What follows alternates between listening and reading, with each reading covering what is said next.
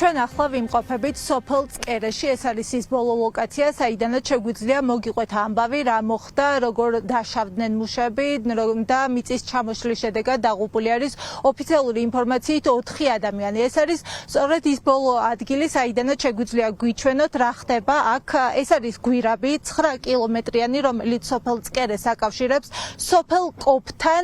აქაც არის მიწის ნაშალი, ასევე გაჩვენებთ გარშემო რა ხდება, რა სიტუაცია აქ დაგვხვდნენ კომპანიის წარმომადგენლები, რომლებიც ამ პერიმეტრს მიღმა გადაადგილების შესაძლებლობას არ გვაძლევენ. სავარაუდოდ ლოკაცია, სადაც მიწის მასა ჩამოიშალა, არის შედარებით მოშორებით, სადაც არ გვაძლევენ მიახლოების უფლებას. ახლა ხედავთ ნაშალ მიწასაც კადრში, სადაც ასევე არიან მხოლოდ კომპანიის წარმომადგენლები და გვერდით ხედავთ ასევე საყრდენ კედლებს, სადაც სავარაუდოდ ეს არის განკუთვნილი ხიდისთვის, რომლის მშენებლობაც მიმდინარეობს.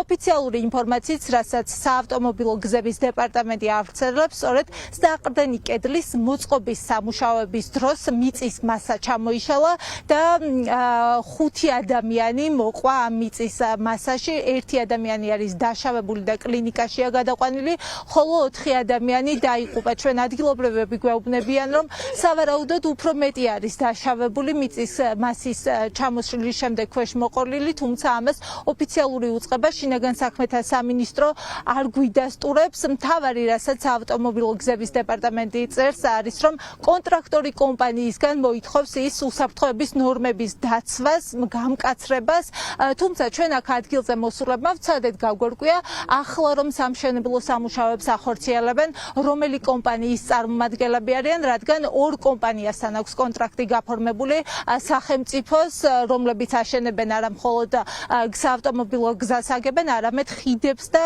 მაგალითად გვირაბებს აშენებენ. კონკრეტულად რომელი ჩინური კომპანიის წარმომადგენლები იმყოფებიან ადგილზე, ამას რომ ვეკითხებით, აქ დასაქმებულები ჩვენ ამ კითხვებზე არ გვპასუხობენ, თუმცა აღსანიშნავია ისიც, რომ ადგილზე არანაირი წარწერა არ დაგვხვედრია, რომ ვიმხვდარიყავით აი ამ ლოკაციაზე ახლა სადაც ვართ, გვირაბის მშენებლობა იქნება თუ ხიდის მშენებლობა, აი ამ მხრიდან, რა მხრიდანაც გიჩვენებთ კადრებს, აქ არანაირი წარწერა არ არის, რომ მივხვდეთ, რომელი კომპანია არის ახლა მშენებლობაზე პასუხისმგებელი.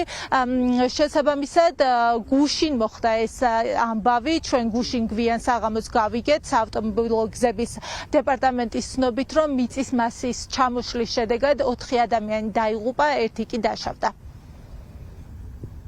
მე არაფერი არ ვიცი. საქართველოს მთავრობა და გზების დეპარტამენტი გააკეთებს განცხადებას.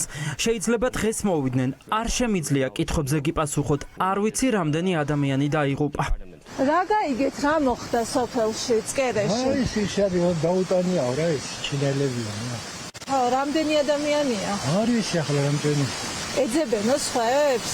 ონა იპოეს რა. მე სიყო მოხეთი ჟურნალისტაკაბა. ის ჩამომეწყრებულა და დაუტანია. გვირაბის ნაწილი მოწყდა? გვირაბის წინ იყო რა მოხეთი. მუშაობენ. დაშავებულიც არის ხო ერთი? დაშავებული სოფია. სხვა არ ეძებენ?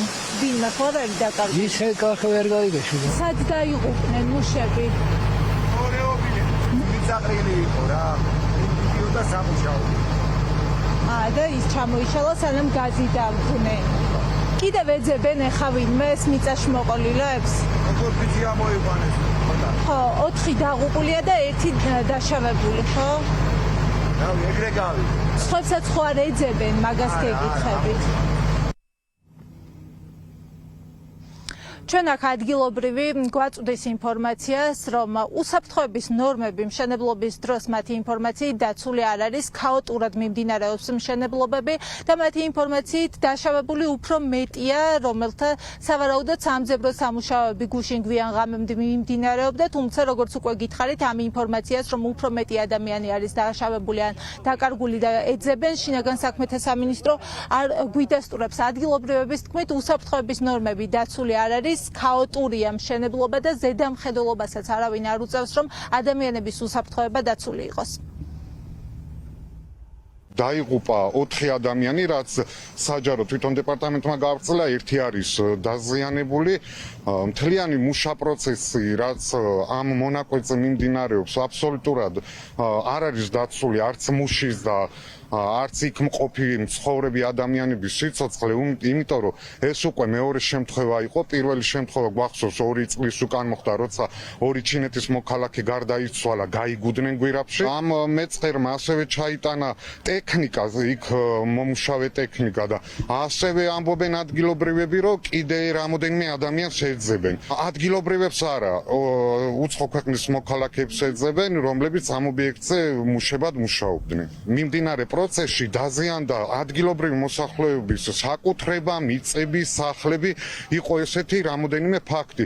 თუმცა სახელმწიფო ამ შემთხვევაში არაფერს არ აკეთებს, მიშვებული აქვს, ცდილობენ რომ რაღაც ეს პროექტი დაასრულონ მალე და უამრავი შეცდომით და უამრავი დანაკარგით, რაც უკვე ამდე გუშინდელმა დღემაც დააფიქსირა, უამრავი დანაკარგით კეთდება ეს პროექტი. არანაირი უსაფრთხოების ზომა დაცული არ არის. როგორც მთელ საქართველოში აქაც კორუფცია ყველა ვარიანტში იქნება, ვიღაცის ინტერესები იქნება გათვალისწინებული და იმიტომ რომ იყო ინტერესები საგზაო დეპარტამენტიდან, სამინისტროდან და არ კეთდებოდა პროექტი იმ სტანდარტის შესაბამისად, როგორც უნდა გაკეთებულიყო. ამიტომ შედეგები გვაქვს ეს, რაც გვაქვს.